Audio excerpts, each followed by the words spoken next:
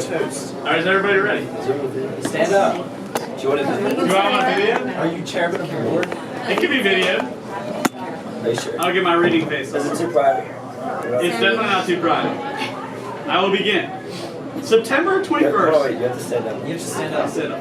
Unless you're chairman of the board. Oh, Unless you're chairman of the board, students. Here we go. Ready? Boom.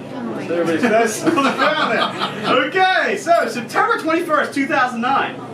I Googled, what is the hardest major in college? I have record of this, actually. As I sat in the library on a free period at Conestoga High School, where Mr. Richard goes. The answer seemed to be a tie between electrical engineering, physics, and aerospace engineering. I figured out that I could convince my parents to allow me to go to Florida if I picked the hardest major in college. I then Googled colleges, Florida, engineering. FIT was the third result down. It was small, private, and about 5 minutes from the beach.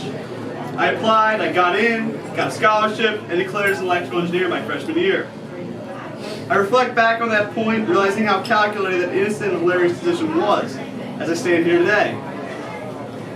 I of course transferred, but I spent an unforgettable year in Florida, joined Pi Kappa Alpha, learned about electric, and enjoyed the beach.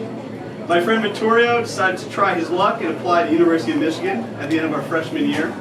I realized I had an opportunity to attempt to be admitted to some of the top schools in the nation. I went back to trusty Google and searched top 5 engineering schools. Number 5, Villanova. I sent my application in on the last day that Villanova was accepted transfer application. I was surprised I got in and accepted the offer to attend. The next 4 years became an endurance race to learn to compete at an academic level I did not believe I was cut out for. I failed projects, quizzes, tests, but pressed on. I cannot describe the amount of times I wanted to throw in the towel, but my family and friends told me to keep going. I realized eventually that I just needed to succeed more times than I failed. Eventually I stopped fearing failure. It was part of the learning process.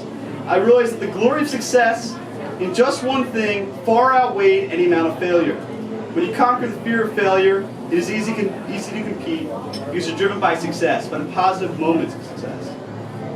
Spartans always said, the greatest glory is to die on the battlefield. Spartans had it right. You must have courage, be physically fit and well rested. I asked myself, is failure glory? No, the Spartans didn't see death as glory. The Spartans felt overcoming the fear of death and the pursuit of greatness, stepping onto the battlefield, that was honor and courage. That is what was recognized.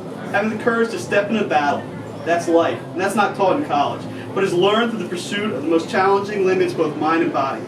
I will continue to push my limits because the joy of success drives me. At this time, I would like to make a toast to my parents for the opportunity, to my family and friends for the support, and in the words of an old Aramaic language, l'chaim, life, success, and health.